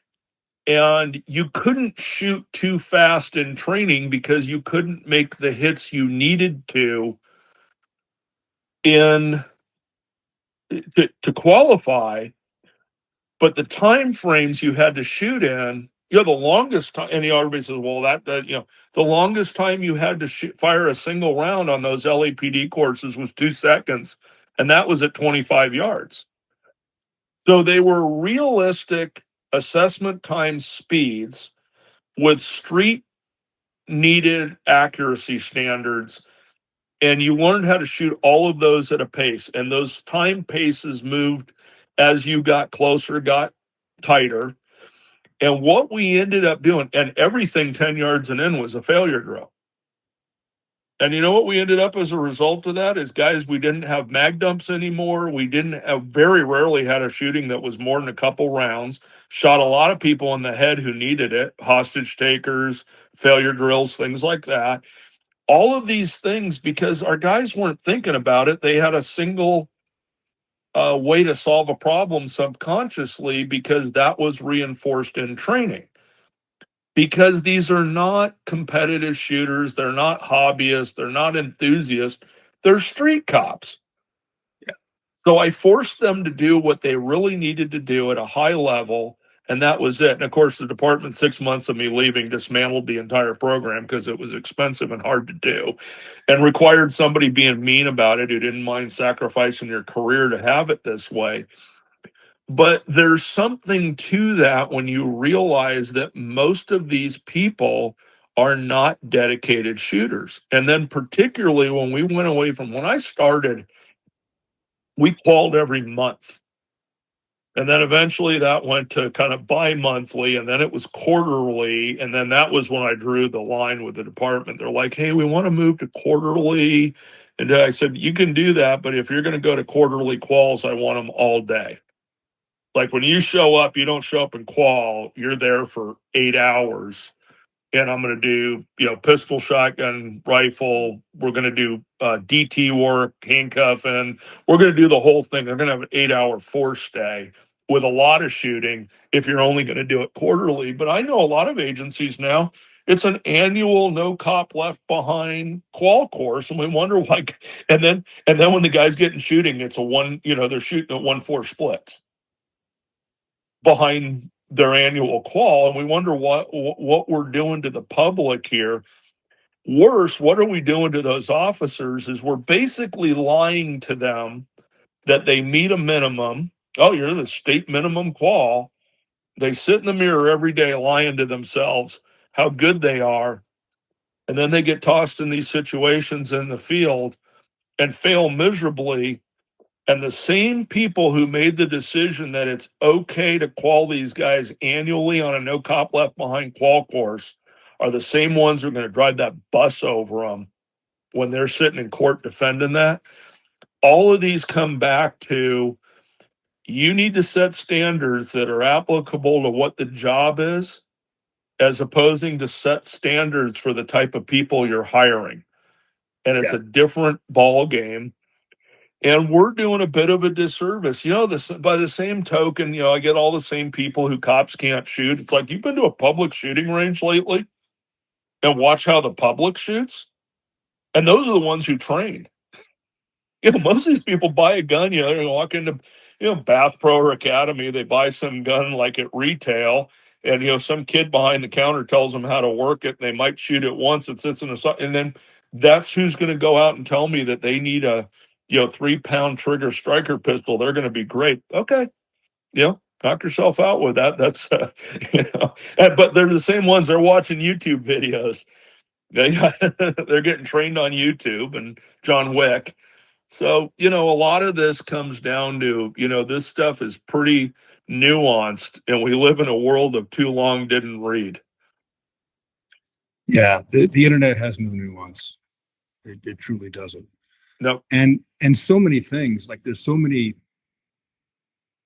context to so many of these things. And it's not that they're gray. That's really the wrong way of looking at it. They're still kind of pretty black and white, but they're black and white within a certain context. Yeah. And when the context changes, that black and white line changes too. Right. And the problem is too, we don't have enough time to do the context. Dobbs and I in particular are real well known, and I still do them the same, as does Wayne. Our safety brief took an hour in our classes. An hour-long safety brief. Because it was a safety lifestyle, firearms responsibility lecture that covered the 4 safety rules with context, examples, all this deep stuff, as opposed to how fast can I read the 4 basic safety rules. And then we enforced it the whole time. Yeah. And we so lack a lot of that now that there's not the attention span. Recently, one of the organizations out there has filmed some of my safety briefs or lectures and stuff, and they're putting it up on YouTube in these, you know, minute clips, you know, of a 20-minute long lecture. And the comments will give you brain herpes. I'm reading this stuff going, oh, this old FUD doesn't know what, I'm like, are you kidding me right now? And that's the problem. That's why I never did those YouTube videos when Wayne and I were running hits. You never saw a hits YouTube video. You got to come see us to get the whole banana. You can't cut a little thing off and think that's doing something. And unfortunately, what these smart devices have done have given a lot of people an excuse to not really worry about context or nuance. It's that immediate satisfaction. Look how fast that guy shoots. Okay, cool. That's great. My favorite thing is watching those like lever gun kid. You know, watching some young guy running a lever gun at cyclic speed. That's cooler than heck. But that's not nuanced into anything else other than it's firearms and entertainment. And I think the problem is we're more into wanting to be entertained than actually on this deep path that you're so into, on this deep path of a lifestyle of training that is more than just pressing a trigger. It's, you want to show me an instructor, show me your library. Show me what your library looks like, and I'll see if we'll see how you rate in my world as what an instructor looks like. And that library better be pretty darn deep. And it better not just be gun, I mean, I got the Latham Anos book on my phone too, there's certain things that are actually sitting on my phone, Book of Five Rings, a lot of this stuff it should be immediate reference, but it's not just gun stuff. Like you said, there's certain other, medieval swordsmanship. There's stuff in there, that is all applicable. Wisdom from religious texts. All this stuff is what makes you good, not just the pressing of the trigger. I mean, I used to tell guys, I can explain mindset. I can give you examples. I can't give it to you. And that is nothing you can get by taking a class. What I always think about that is it's like going back to the martial arts thing, right? You cannot make someone a fighter. Nope. You can take a fighter and make them a better fighter, but whether they're a fighter or not it's a personality trait. You can't give it to someone who doesn't have it. Yeah, and there's a certain thing. There's people out there in our industry, I guarantee you and I look at and go, that's a soft person trying to play hard. That ain't in there. We know what that looks like because we've had to read that on the street. Some of the biggest talkers on the street are the easiest guys to, whatever. And we've worked with some guys who are probably not real big guys. All you need to do is see some pictures of like John Helms or Mike Vining and go, that's not what I picture that's supposed to look like. Go ahead. I will swear to you, John Helms's eyes turn black when he gets the thing. There is a switch on some of these guys, and they may not look like what you think that should look like, but we've all seen it out there from experience, and we've got a lot of people that are pretending at this game, or that they're sadly we are in an industry that is and I'm not out here trying to get friends. I'm 60 something years old. I could care less about friends in the firearms industry anymore, but man, we are a magnet for neurotic people. if I just get this gun, I'll be safe. If I just get this new flashlight with this many lumens, I mean candela, it'll make nighttime less scary. It's not how it works. Yeah. And you know what, though? I think to a degree, it's always been that way. Because Yeah. like we were talking about the Book of Five Rings a minute ago, Musashi complained angrily about that at great length in that Yes. book. Yeah. And and for some of us, one of my pals in this industry that I get along with good is Cecil Birch, Yeah. because Cecil and I share the same trait differently in that we were not good athletes as children. We are not uh, graced with a lot of athletic skill. Like we have to work 100 times harder at this than a lot of other people. I get around a guy like Steve Tarani and I'm like, really, dude?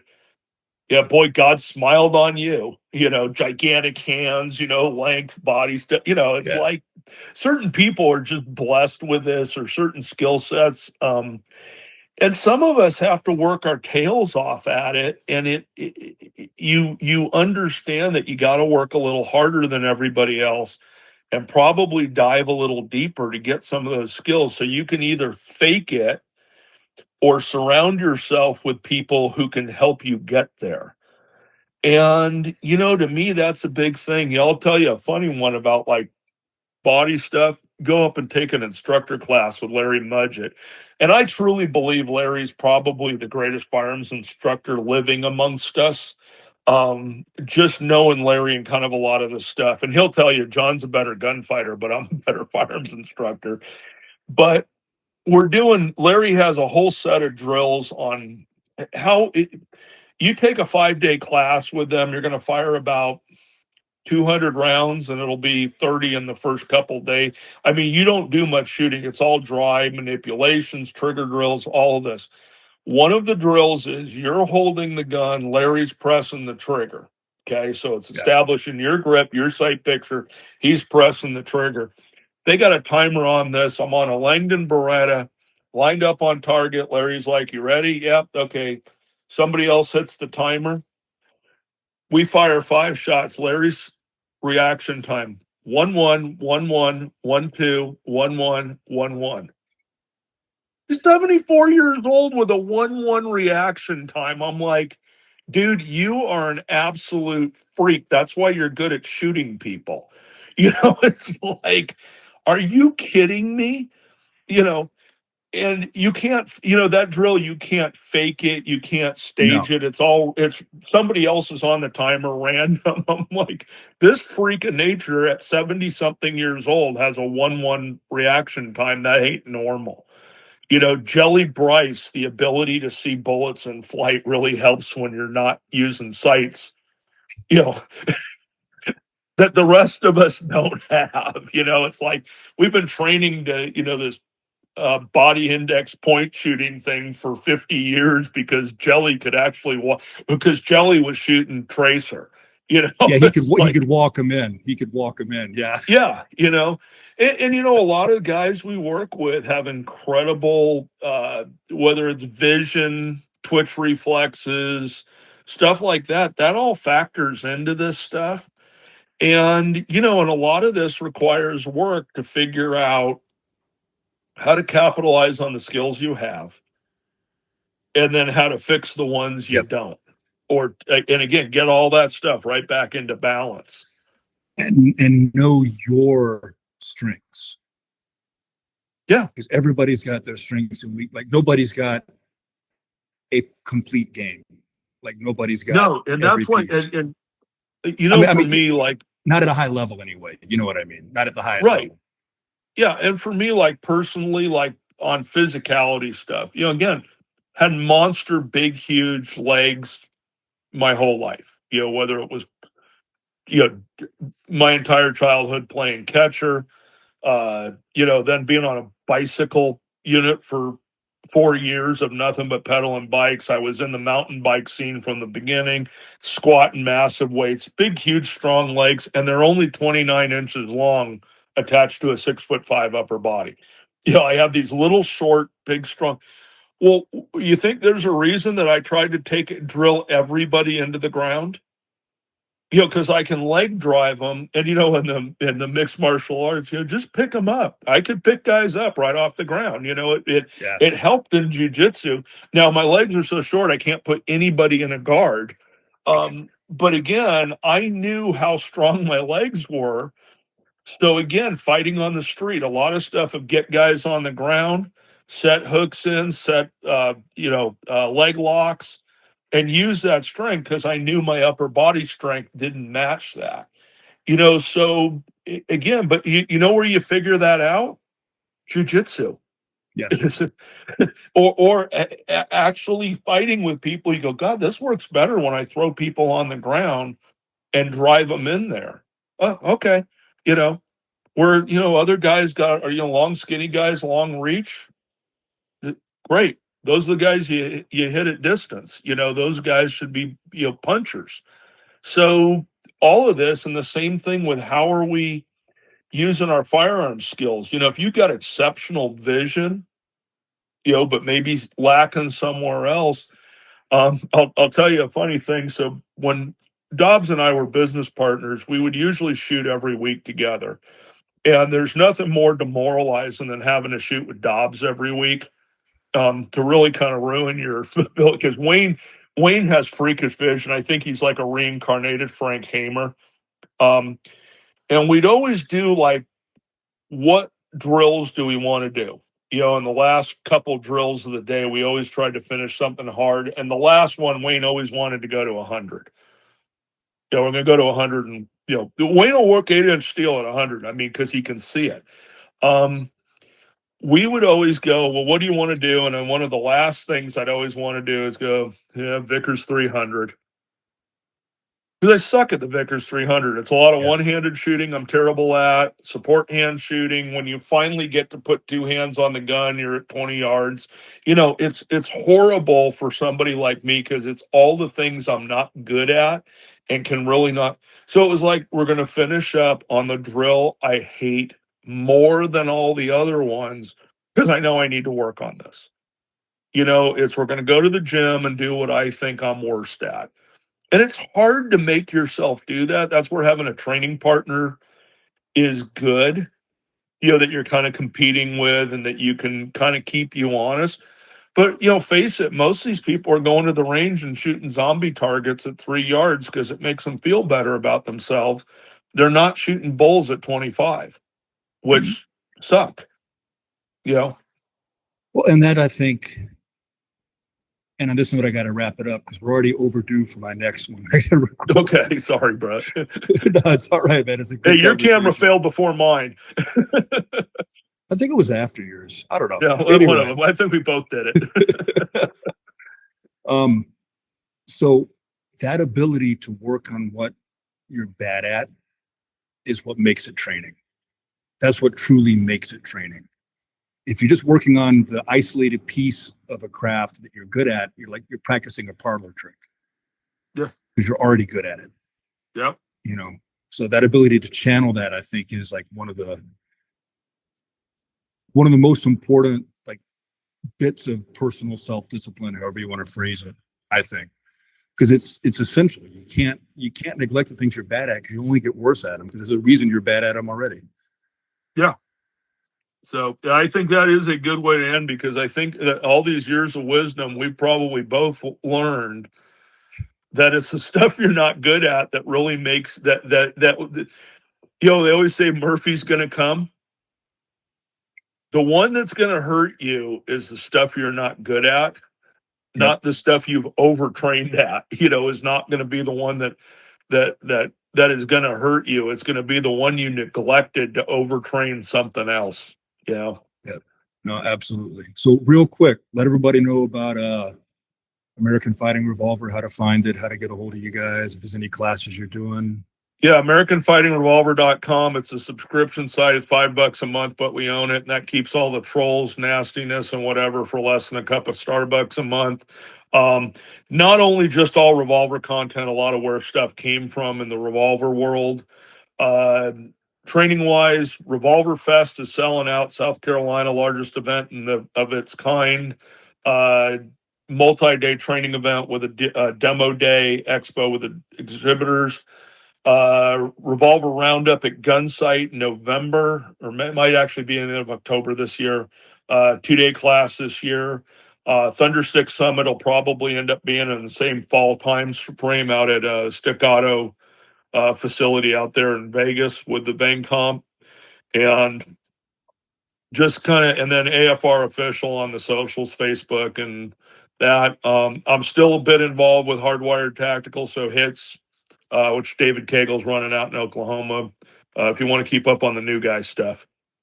So, all right, brother. Well, it's been a great conversation. Been long absolutely overdue. looking forward to. Yeah, we need to do this more often. So no, let's definitely do more of these, because we didn't even get to talking about Frank Hamer except for mentioning his name. There's all kinds of stuff. Oh yeah, no, I do that whole Bonnie and Clyde debrief. So yeah, absolutely. Oh, we can. I would do a whole class on that. Yeah. I took the Bonnie and Clyde ambush apart like an officer involved shooting investigation. It's a really, really fun, interesting look at the Bonnie and Clyde ambush. So yeah, I'm a big Hamer, dude. How many bullets did he have in his body by the time he died? Oh, Frank, I think 17 or something ridiculous. Yeah. All right. On that note, since we've done a lot of talking remember about experience through people, failure? Yeah. Every one of those was an experience through failure. Absolutely. Well, let's schedule another one of these, man, for sure. You bet. All right, brother. Thanks, buddy. I'll talk to you. Okay.